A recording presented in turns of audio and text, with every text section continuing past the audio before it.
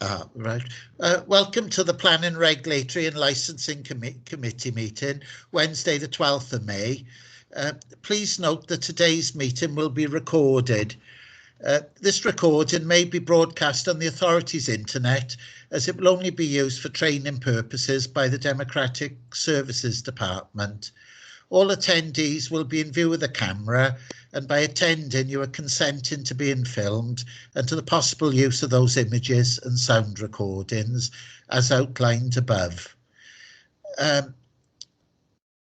Before we do that, would you like Geraint to say the bit about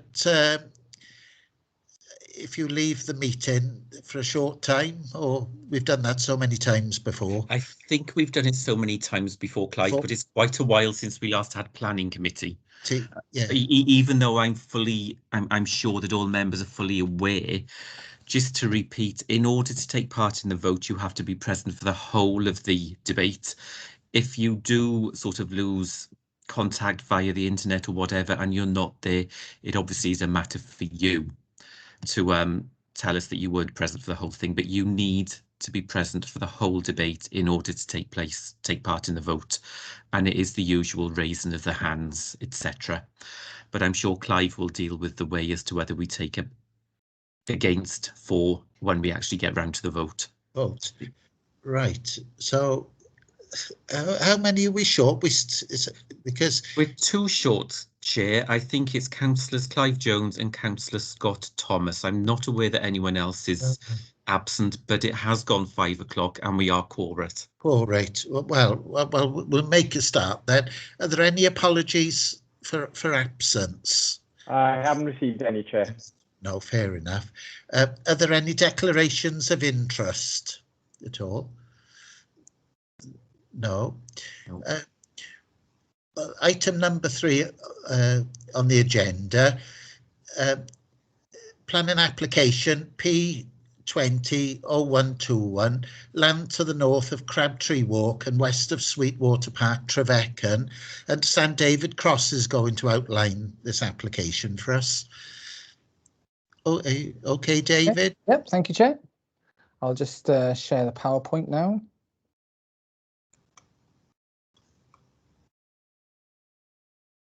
Can you see the PowerPoint? Does that come up? That's it. Lovely, yes.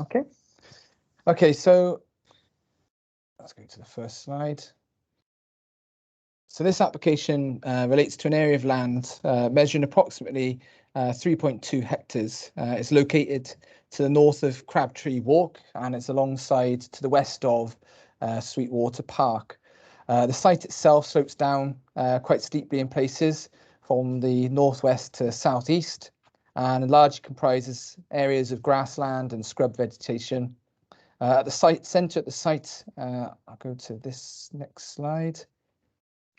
So this is the area of development we're talking about. I think you can see my mouse cursor, hopefully. Yes, yes. At the centre of the site there are 2 existing residential properties. The one on the left is Miramont, which would be incorporated as part of the development. The other one on the right is Caicloin, which would be demolished, and the development would sort of include that area of land. Full planning permission is currently being sought for 45 dwellings. It comprises a mixture of 3 and 4 bedroom detached and semi-detached dwellings with a range of different house styles. The majority of the properties would have garages, some integral, and they would have driveways for off-street parking for each property. As you can see here, there'd be a new adoptable road constructed through the site. It would utilise the existing access at the southern part here, which goes on to Crabtree Walk. It should be noted, though, as well, that there's already been an application for highway improvement works approved at the southern part of this junction here, which included additional parking spaces in front of the properties along Crabtree Walk. A detailed landscaping scheme has been submitted, which includes areas of open space, as you can see here, and to the north of the existing house, as well as a number of trees to be planted and hedgerows across the site. There's along the western boundary, there's these darker green sort of brown areas are naturalistic woodland areas that would be created, partly to screen development and partly for ecological and landscape reasons. And there would also be footpath links, one here on the sort of eastern edge, which links to the bridleway, and there's another shorter one sort of at the northern part of the site. No objections were raised as a result of the consultation exercise. However, we did receive initially 3 letters of objection following the publicity exercise.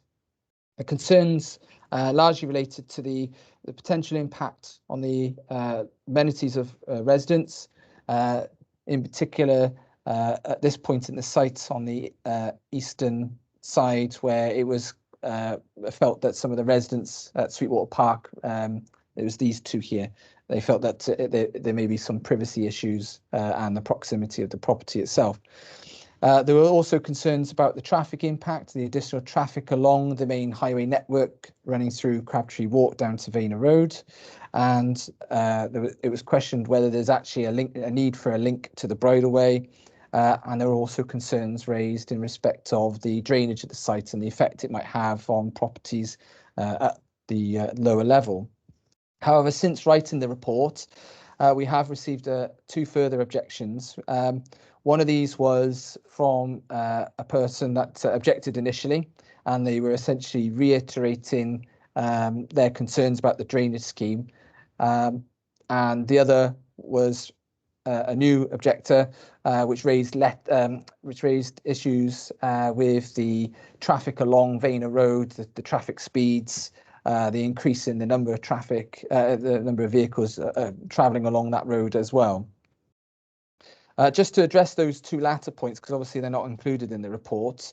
In terms of the drainage matters, I should mention that that a separate SAB application is required to be submitted to our engineers to approve the drainage proposal. This is separate to the planning application and obviously includes more technical information as part of that. But as far as this application is concerned, our drainage engineers haven't raised any objections to the development, and there have been a number of features incorporated across the site to manage surface water within the site. For instance, there are some boreholes being provided in parts of the site. Within the front garden areas, there are what we call rain gardens, which are basically plants that absorb some of the surface water.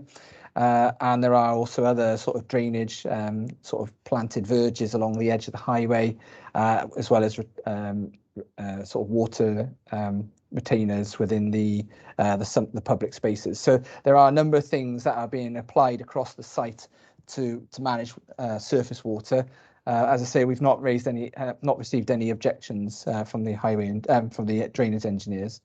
In regards to the highway matters, I mean, this has already been addressed in detail in the report, and it's acknowledged that there are 45 dwellings, which, you know, on the face of it is quite a lot of properties. However, the highway assessment that was submitted looked at the predicted traffic movements, and particularly at peak times, and it was indicated that the development would introduce 1 additional traffic movement every 2.5 minutes, which isn't a significant amount. It also looked at the capacity of the various junctions going from the site down to Vayner Road, and it was shown that those sections of the highway could accommodate the development without causing, you know, for instance, significant traffic jams with people queuing at the junctions and things. And as I say in the report, the highway engineers didn't raise any highway safety concerns on that matter. The site itself is located within the settlement boundary. Its development for residential purposes is considered to be acceptable, and the construction of 45 dwellings would make a positive contribution towards the provision of new housing across the county borough. It's also noted, just as a way of reference really, that permission was granted some time ago, I think back in 1970, for 81 houses, and that permission is extant. So they had started some groundworks which implemented the permission at the time. Obviously, this is considerably less number of houses. It's acknowledged that the development would have a notable impact on the landscape character by the very nature of the moment it's fields, and obviously there would be development there. However, as part of the application, a landscape assessment was carried out, as well as an ASADOL to look at the impact on the heritage and historic aspects of the landscape, and it was adequately demonstrated that the development would not have a significant impact on the special landscape area, which is butts the site to the west, and it wouldn't have a significant impact on the Brecon Beacons National Park, largely because it sits at a lower level on the valley side there, and the views out from the national park wouldn't be affected by the development. In that respect, both NRW and CADU, GGAT and the National Park Authority didn't raise any objections to the development. As I say, the proposal would introduce considerable amount of new landscape into the area across the site with naturalistic woodlands, which will help integrate the development within the surrounding landscape. The dwellings themselves are considered to be of an appropriate design. They sort of complement, albeit they are slightly different with different features to them. For instance, like some have bay windows, but they are very much similar in design to those which you find at Sweetwater Park more so, although some of the properties are also have rendered elevations and features which sort of reflect the housing to the south along Crabtree Walk and so forth.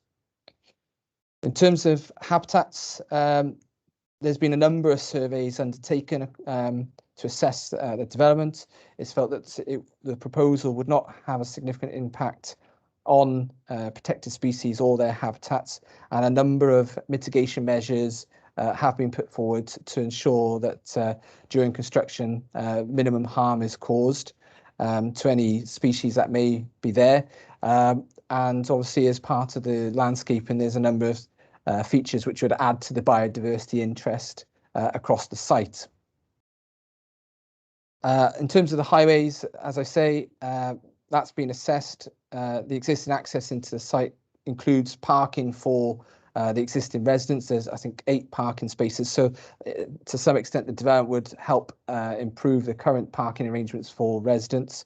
There's enough parking within the site for each property, so that I would not expect there to be a spill of parking going into the existing communities. And whilst there would inevitably be an increase in traffic movements in the area, as I say, it's been adequately demonstrated that this would not give rise to highway safety concerns.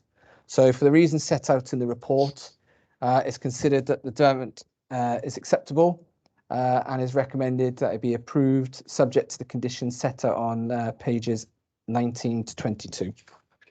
Just to go through some of the other slides, just to give you an idea. So obviously this gives you an indication of, perhaps this one's a bit better, of the general layout. So you can see, similar to Sweetwater Park, the highway sort of cascades down the slope in topography, and at various sections then you've got these kind of sort of more private driveways which serve a smaller number of properties on a sort of a cul-de-sac arrangement. As I say, yeah, the naturalistic buffer zones are on the western side. So this section details here. This gives you sort of an appreciation of the levels that are sort of somewhat challenging for the site. So this sort of section 1 is at the very top. So you can see that there's a gradual slope down from, well, I guess it's actually from the west to the east. But then section 1, which goes from the north to the south across the site, you can see and appreciate that there's a difficult topography there to deal with. This is an example of some of the house types that are proposed across the site. As you can see, there's a number of different features to some of the detached properties. You've got the sort of more modest semi-detached properties, and then in some locations across the site, you've got larger properties which incorporate the integral garages. So this is just a couple of photos of the entrance into the site. So the photo on the far left, I'm stood at the entrance pretty much looking down towards the junction of Crabtree Walk. The middle one is essentially looking up the existing track which leads to the two houses. You'll notice that there's a little bit of rubble and material in there as they're starting to prepare some of the highway improvement works as we speak. The photo on the right, where the fence line is now, there's the start of a wall, a retaining wall there, which would sort of enclose part of the parking bays. As you can see, the existing residents, because of the narrow section of that highway, are often sort of forced to kind of park on the footpaths. So the provision of parking there will obviously allow that to be reduced, if not removed entirely, and will make a better access arrangement there generally for the existing residents and future residents. So this is just to give you a better view, a short video of the existing access, which I know was a big concern for some of the residents.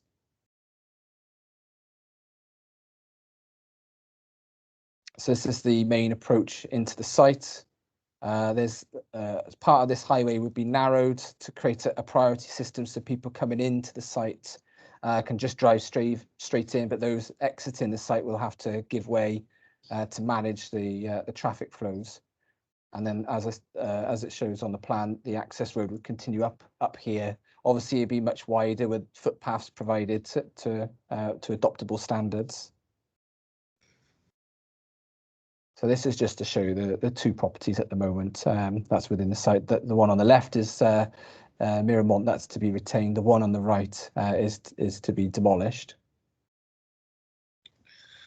From the upper levels of the site, this is just giving you a couple of viewpoints. I'm sort of just north of Miramont. That's to be retained. You can see in the distance then that's some of the houses along at the top two photos. That shows some of the houses along which abut the site from Sweetwater Park. The bottom left shows the existing woodland area that is to be retained and incorporated as part of the development, and that's adjacent to the existing property. And the photo bottom right is some of the existing properties from Crabtree Walk that back onto the site. And then we just got another short video just so you can appreciate the context a bit more.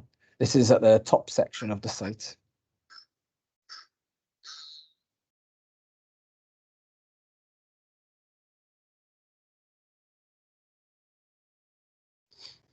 Well, you'll see it as this part of the video goes now. This part of the site is fairly exposed.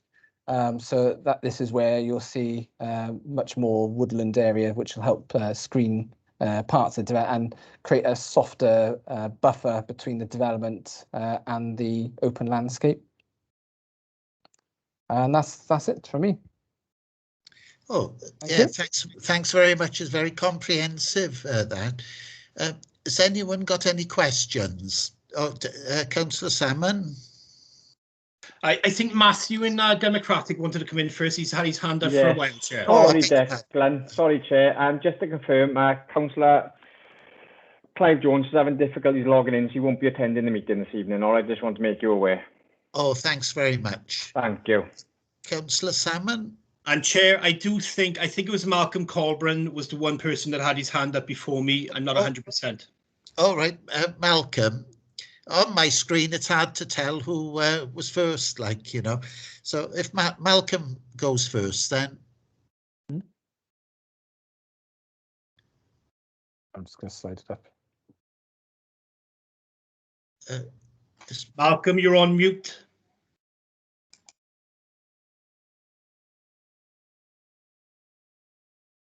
I think because we're obviously having trouble with Malcolm.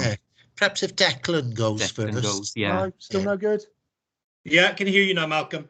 Yeah. Yep. No, you have to come back to me.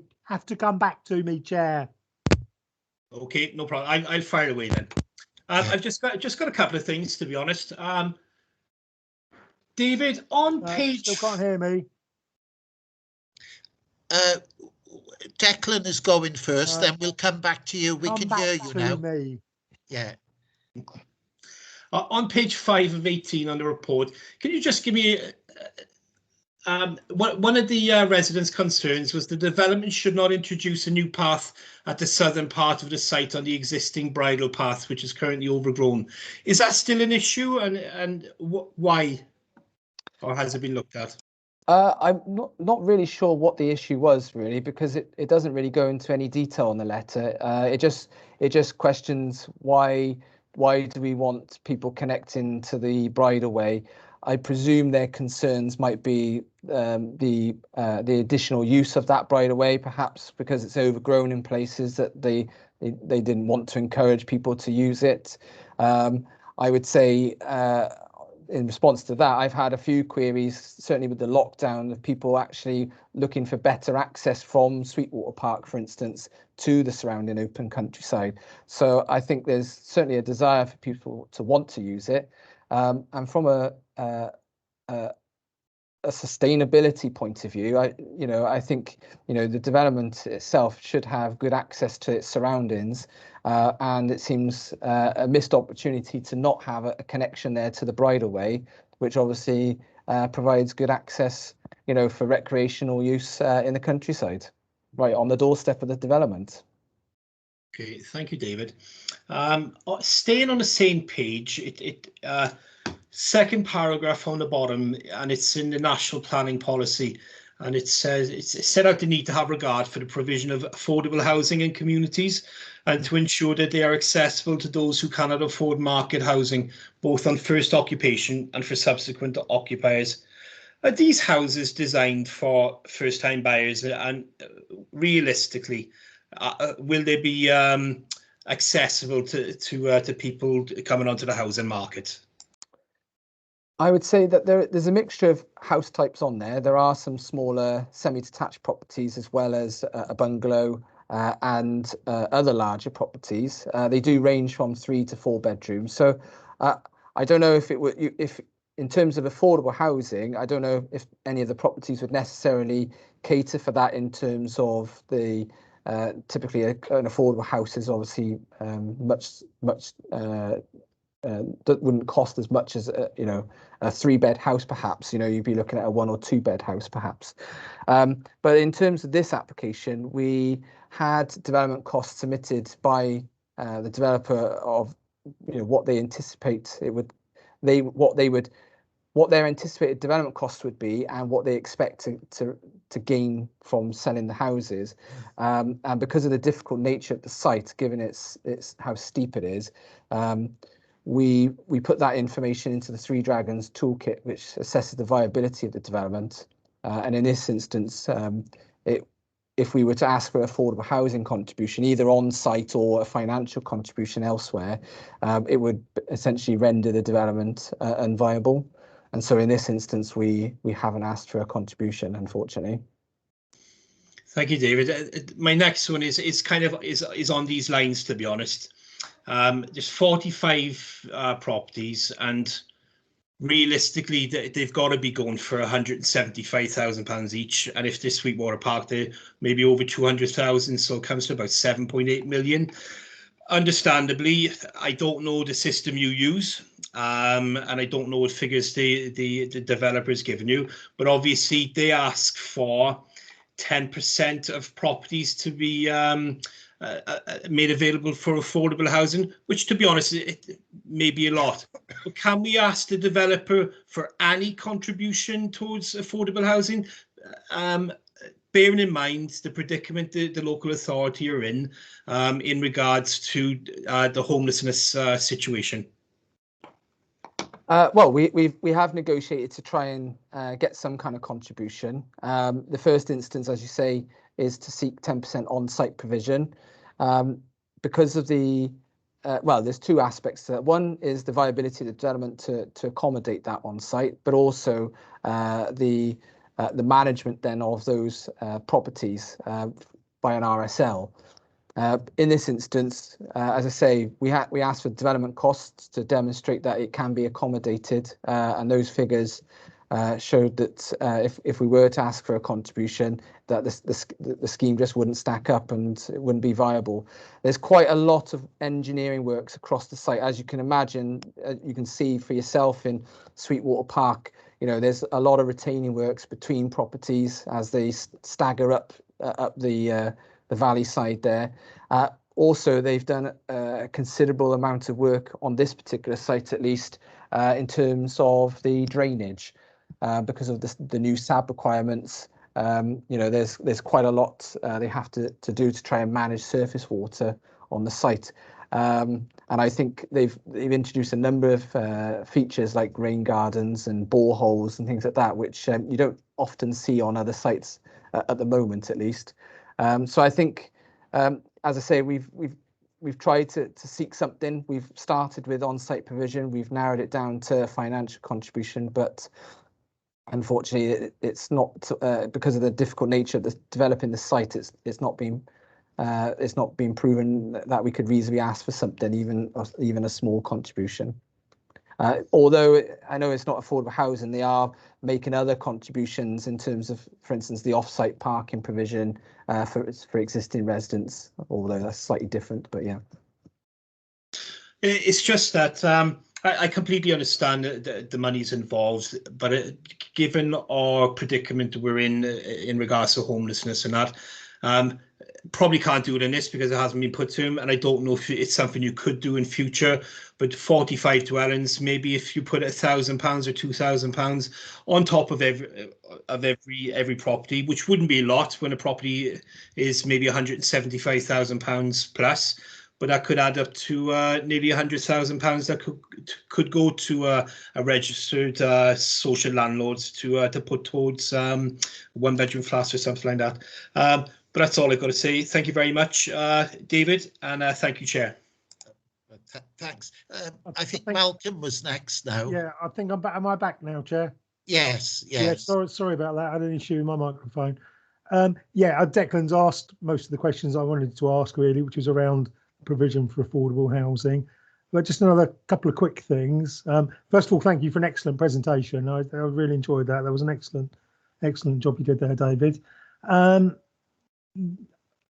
sit on the Brecon Beacons Planning Authority, National Park Authority Planning Committee as well.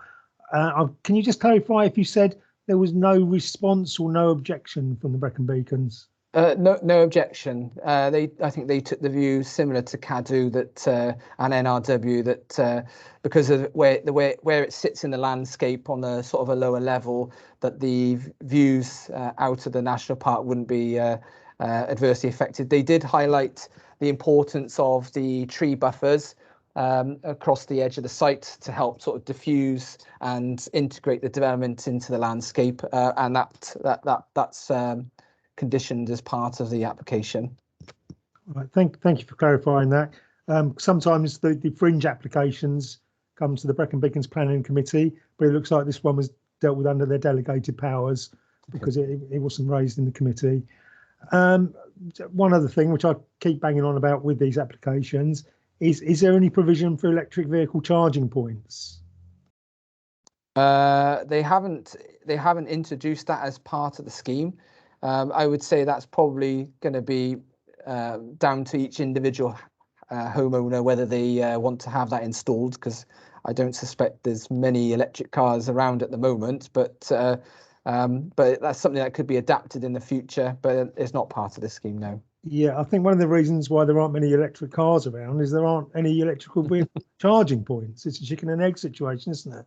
It is a bit, yeah. But given that petrol cars are due to be banned from sale in 9 years' time now, I think perhaps we ought to consider if that's something that we can put in as a condition of planning.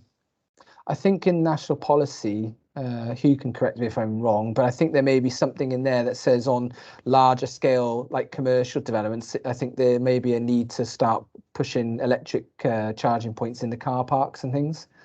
But I don't think there's anything specifically in policy terms for residential developments at the moment. Well, it's a shame because people are going to need them in their homes.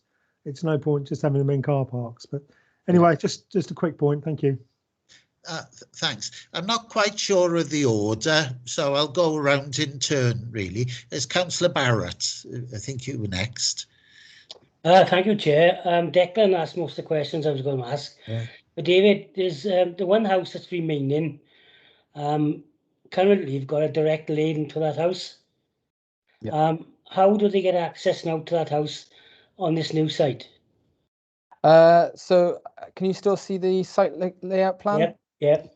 So the access will be, if you can see my cursor, will be here. So Right. there's a private road here which serves I think Okay. 3 properties there.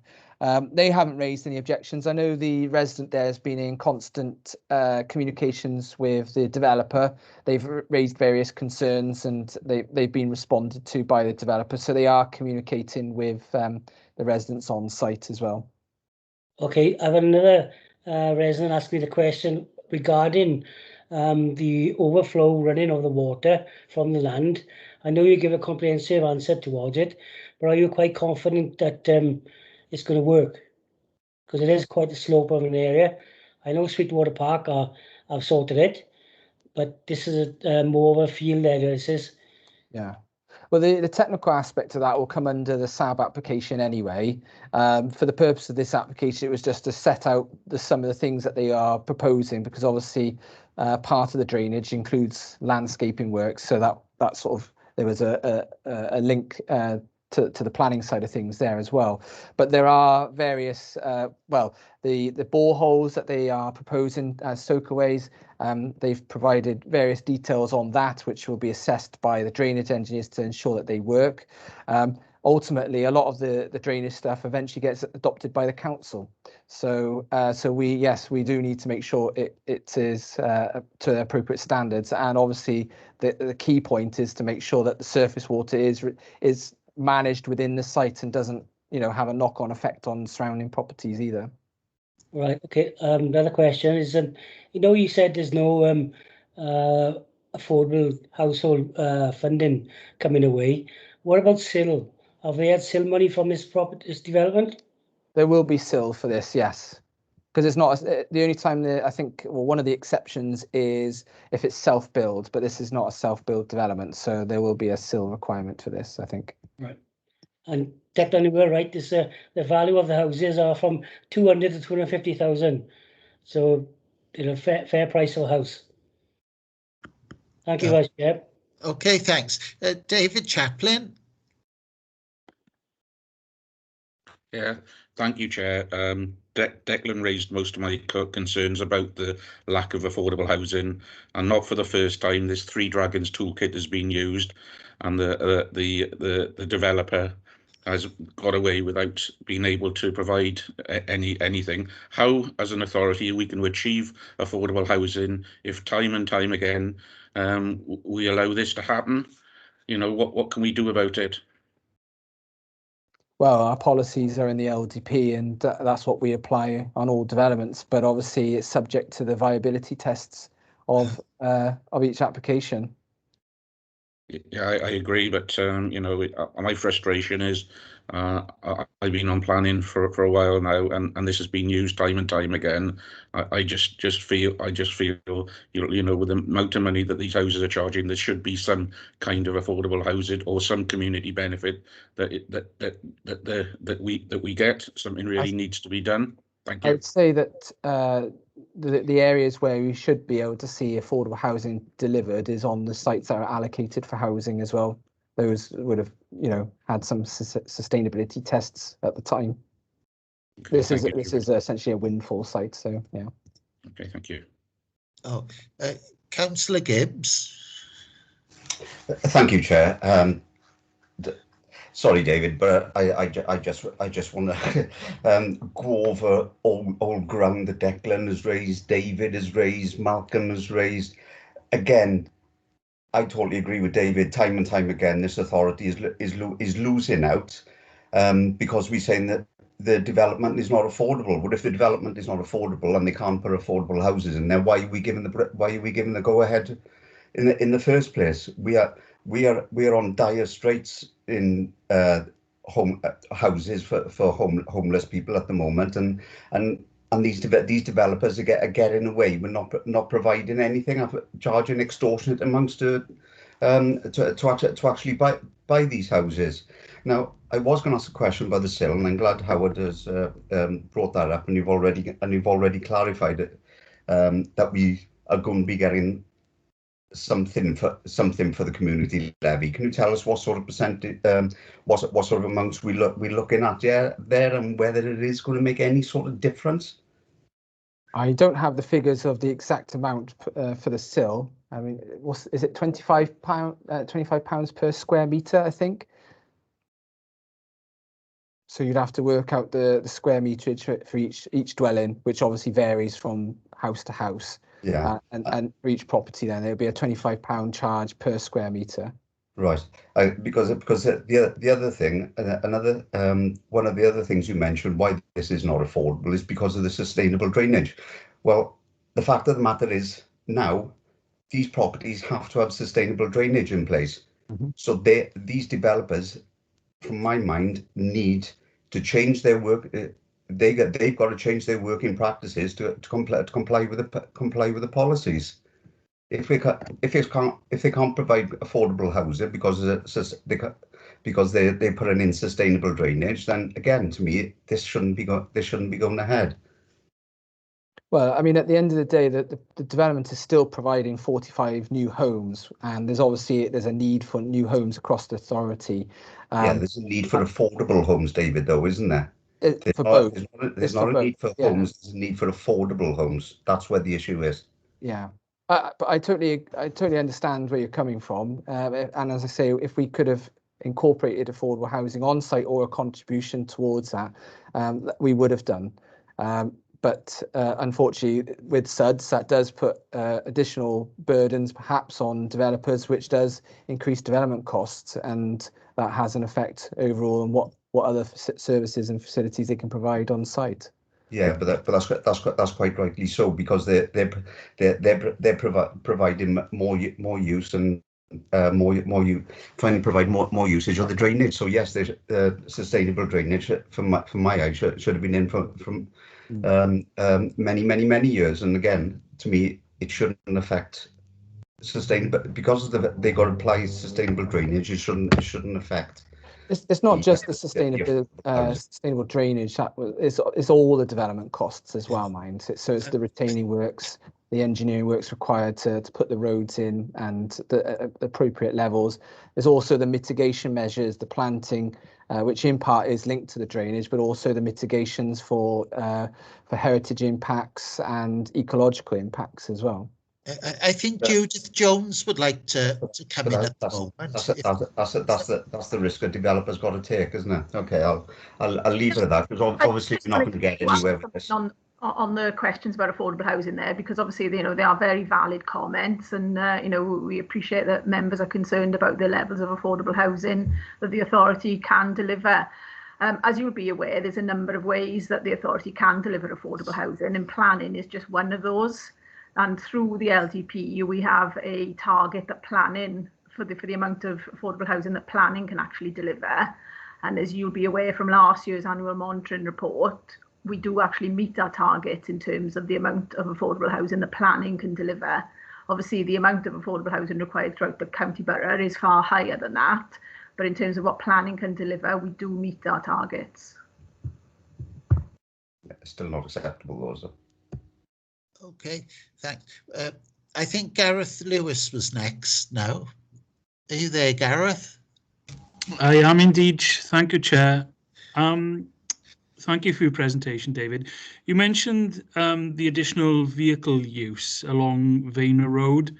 And I think you said that a highways survey has indicated that there'll be an additional vehicle every 2.55 seconds. Am I correct in saying that? 2.5 minutes. 5 minutes, sorry. Okay, that's right. Yeah. Sounds a bit better.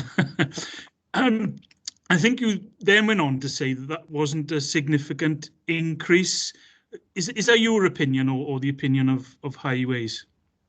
Well, that's my opinion. I don't think that is a significant increase, but the report itself considers that to be an acceptable increase which can be accommodated within the highway. Okay, thank you for that. Right, I think Councillor Clive Jones was next. I can't see everyone on my screen. Is Clive Jones there? Yes, indeed, Chair. I just wanted to clarify, I obviously missed the very start of the meeting because I had technical difficulties. I presume I'm able to ask questions. I've been listening to a lot of the questions. Yeah, I think the issue is, Councillor Jones, in order to vote, you need to have been present for the whole debate. Right. And that would equally apply to Councillor Scott Thomas, who arrived late. Right. So I'll be silent. Mm. And I think, following off from that, I think the head of service has still got her hand up, Chair. Oh, right, you are then. Judith? Apologies, no, I'll take it down now. Oh, right, you are. Is there anyone else that wants to ask a question? I can't see on my screen. No, all the hands have gone down. Are there any comments?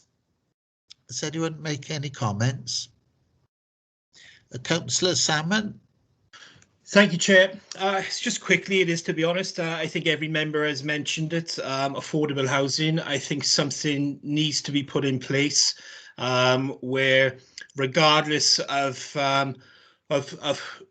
whatever property developer is planning a planning application for multiple houses, something has to be put in place for affordable housing. Whether maybe not all of them can afford to have 10% of housing there as affordable, but some sort of money has to be put aside, and I think we need to look at this. Thank you, Chair. Thanks. Has anyone else got the hand up? I can't see on my screen at the moment. There is a hand up, but I can't see a name. I can't see any other hands up, Chair. Oh, fair enough then. So there are no further comments then. If there's no further comments, would someone like to propose the motion?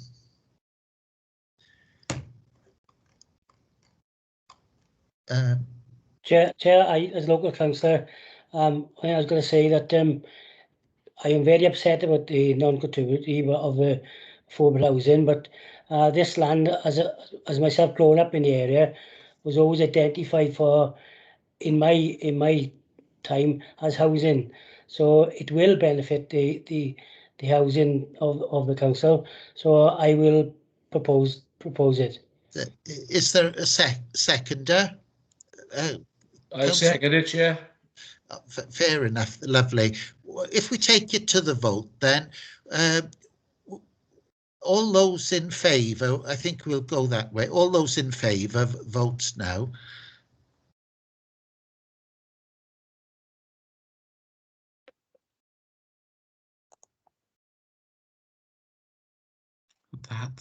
I think everyone has voted, Chair.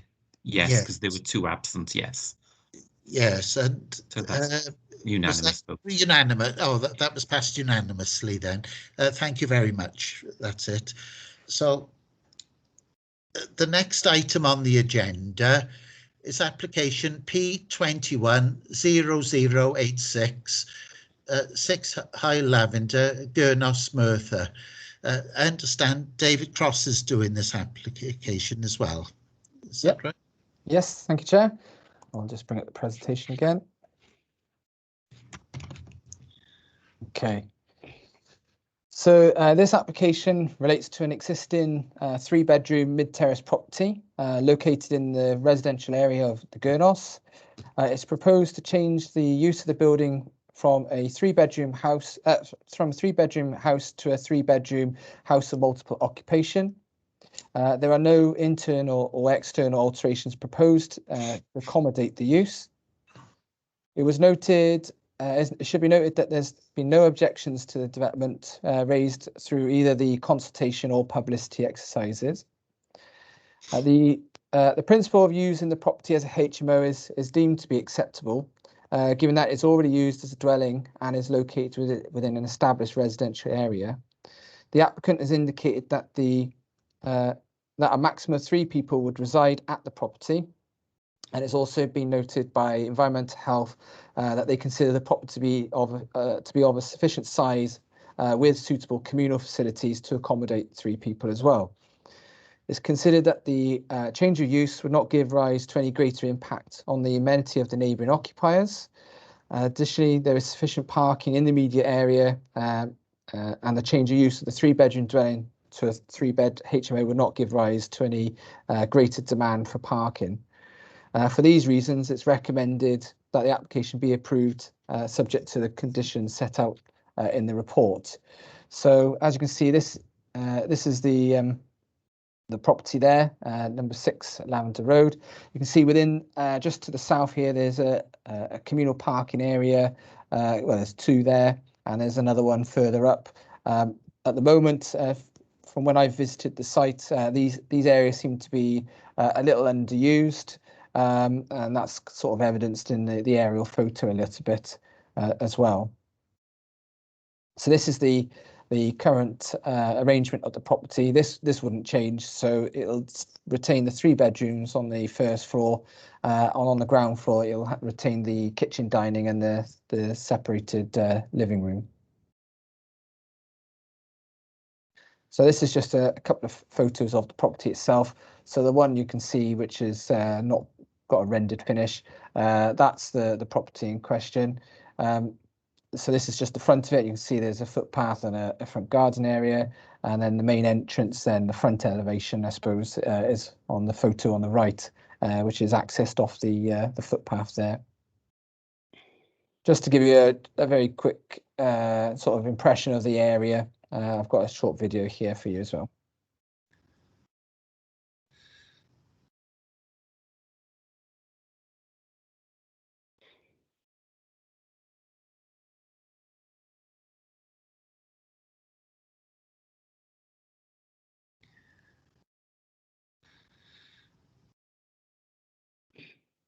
And as you can see, there's various car parks. There's a few cars there, but you know, there's plenty of space for the occupants, which, as I say, I don't think would differ to how the property is currently used anyway. And that's it.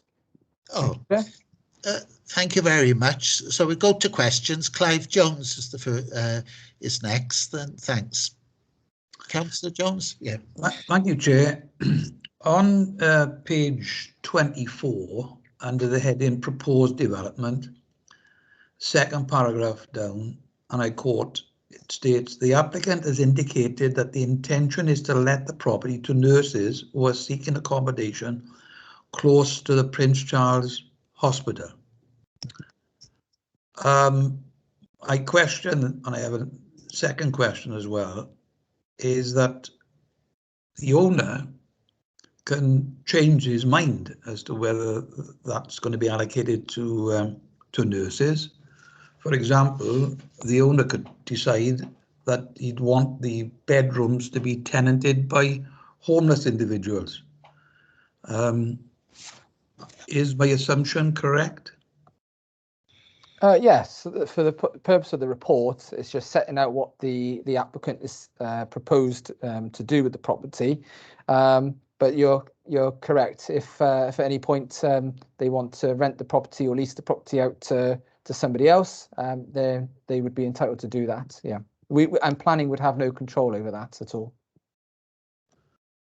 And they could let the property out for any length of time, be it a week, month, 2 months, 3 months. Am I right? Yeah, if it's a rented property, then obviously there's usually some terms of agreement, but it could range from a couple of months to something more long term. I would say probably with HMOs, it's probably not significantly long term, but they may move on to other accommodation in the future. But yeah, there's little control over that. Yeah. So with this being the middle of terrace property, there could be a high turnover of tenants there. Am I correct? Well, you can presume, you can make a presumption on how often people might change there, but based on what the applicant suggests, that you could have nurses there for, well, when I spoke to the applicant, he said that the intention is that there's a number of nurses coming to the area to work at the Prince Charles Hospital, and typically that they would be looking for accommodation for anywhere between 6 months to a year, at which point then they will establish more permanent accommodation. And in the same paragraph, and I'll read it, it states, it has been indicated that the applicant's policy is that no guests can reside at the property, and as such would be limited to a maximum of 3 residents. How is the owner of the property going to monitor that? You know, has he got CCTV there that he can monitor that, or is he going to check that every so often on the weekend, on a Saturday, a Friday night and a Sunday? I would say in this instance, the property is quite small. So the bedrooms themselves are particularly small. It might be difficult for the company to manage that. But I'm sure they've got ways of doing that. You know, I suppose if there's a party there and there's lots of people staying over and there's a complaint, then the management company would have to deal with that. But as it stands now, as a single dwelling, you could have potentially, without the need for a planning permission or a change of use, you could have up to 6 people living there as a single household. Yes, you are right. There are 3 bedrooms there, but these are going to be 3 tenancies, which is rather different.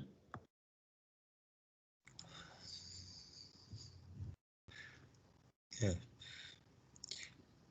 So do you have any more questions, Councillor Jones? That's it, Chair. Okay, thanks. I think Councillor Colburn was next. No, so, Councillor Salmon was in front of me this time. Oh, right you are then, Councillor Salmon. Thank you, Malcolm. Can I just ask David Cross? It's in regards to what Clive has asked. Now, because the applicant has said that they're seeking to let the property to nurses, can it be put as a recommendation that they have to actually abide by that and only rent the property to nurses that are working in the area, which will allay councillors and residents' concerns? Planning has no control to dictate who can stay at a residential property, whether it's rented or a permanent address. We can't discriminate from one group of people from another. So it could be professionals, as Clive mentioned. It could, in the future, it could change to persons who are looking for accommodation, who currently don't have it elsewhere. It could be any person that, obviously, if it's rented, as I say, we've got no control over who rents the property then. Okay, thank you, Hugh. My last question is in regards to the consultation and the letter sent out to residents, which I've seen. Have you contacted any of the registered social landlords in the areas whose properties are in that area, or as per the letter sent to residents, did you expect the residents to contact their registered social landlord themselves? Well, letters are sent to the adjoining properties. If they've got any concerns, they can write into us. If they wish to speak to the RSL direct, they can do. But the process is to write to the occupiers of the property. Obviously, they live there, and any impacts would affect them. So even though there would be impacts probably on the registered social landlords, there's no contact with them. Okay, thank you, Hugh. That's all my questions. Councillor Colburn. Yes, I should have gone first because Declan has asked my questions again, and Councillor Jones asked some as well.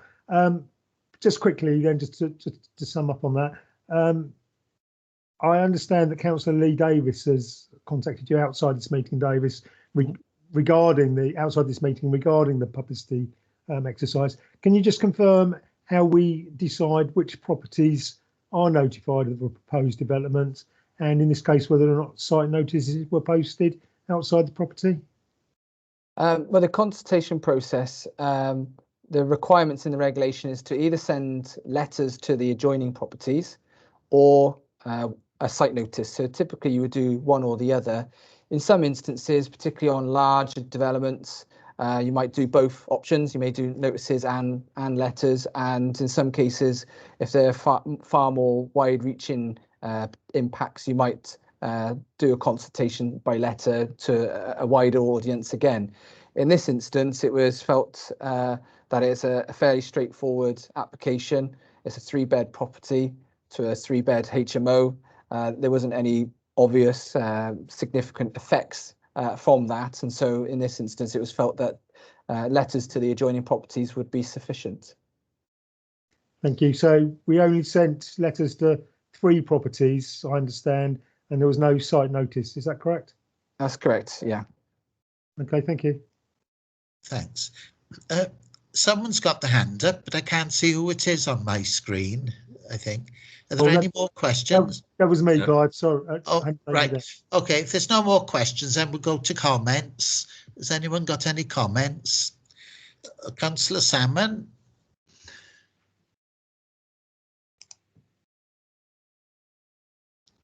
You're muted, Councillor Salmon.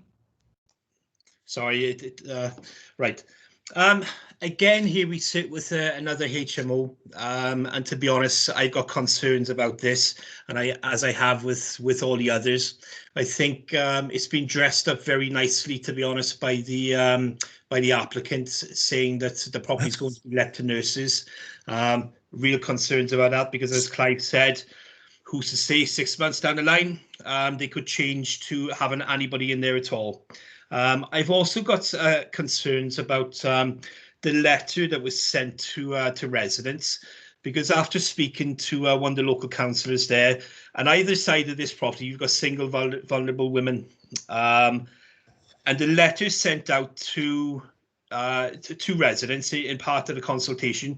It's quite difficult, and it's quite challenging, even on the council website, if you're not used to it, to find a planning application and then to go through it.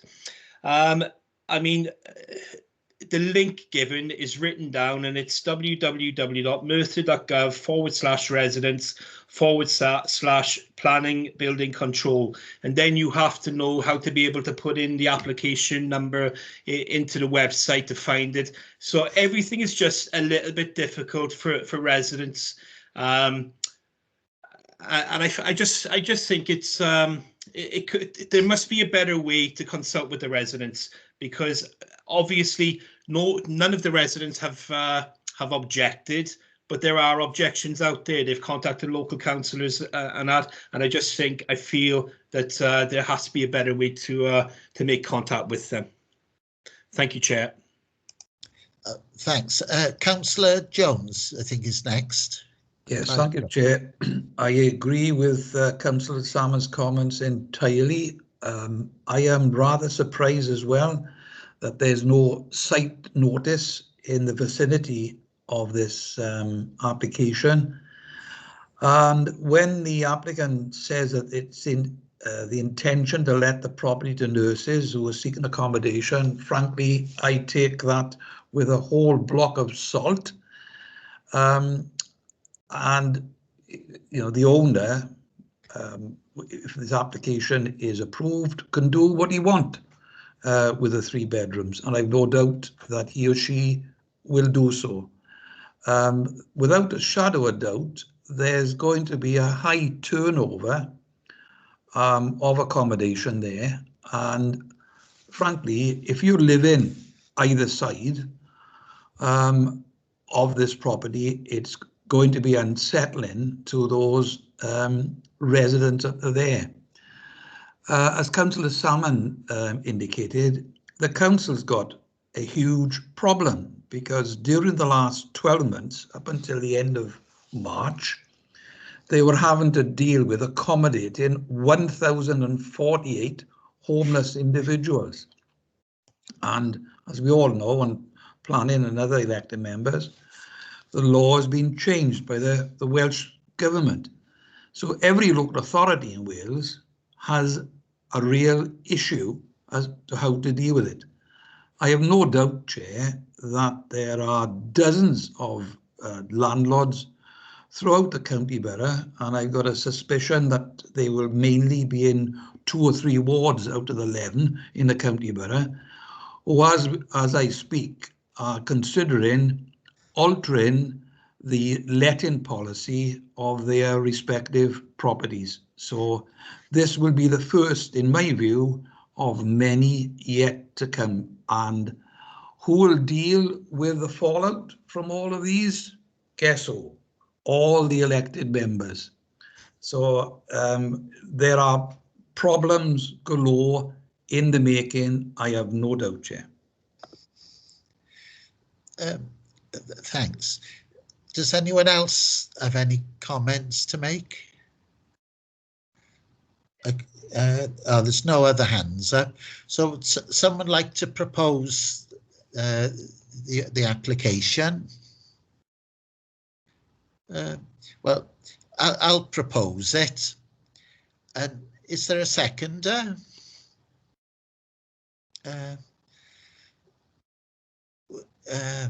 I'll second it, Chair. Second it, Kevin Gibbs, right. So we'll put it to the vote. We'll go all those in favour first.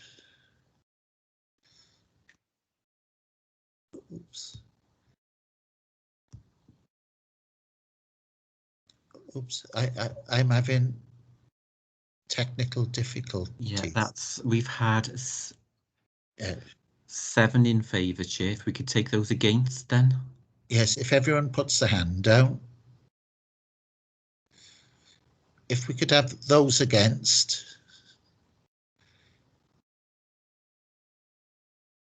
Right, that's everybody voted now, Chair. So that's 7 in favour and 4 against. 4 against. So that motion is carried. All right, thank you very much then. And the next 4 items on the agenda, well, appeal decisions and delegated reports, information reports. So number 9 on the agenda is any other business. I understand Councillor Declan Salmon wants to raise something. Lovely, thank you, Chair.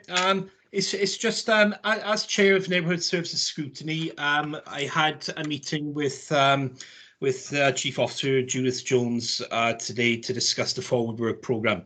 Now, one of the items I want to bring to that committee is the planning department, because there's a lot of frustrations from councillors in regards to some decisions that are made, and there's also a lot of frustration from residents when decisions are made, when we all know that when a decision is made, there's going to be problems after it. Now, a lot of the time, David and Hugh will say that's not a planning, it's not a planning consideration, it's not a planning matter, so they can't take it into consideration. So what I've asked for is a report to come to the committee, then which is going to be followed by a workshop for councillors, and then a report is going to come back to the committee again. So what I'll be doing is I'll be emailing all the members of Neighbourhood Services and all the members of the Planning Committee to see what concerns they have that have been raised throughout the planning process that they've been involved in. And I know there's some things like community involvement, whether people can speak at things, at meetings and all that sort of thing. So if you could reply to the email that if you've had any issues or concerns, so that the planning officers, when they do the report and do that presentation, that they can advise us of them, so we can tell residents where we sit. And then if we want to change things, how do we go about it? Whether do we have to change the constitution within the council, or do we have to write to Welsh Government and maybe get the Senate members involved? And that's it. Oh, thanks. Has anyone got any other business to raise?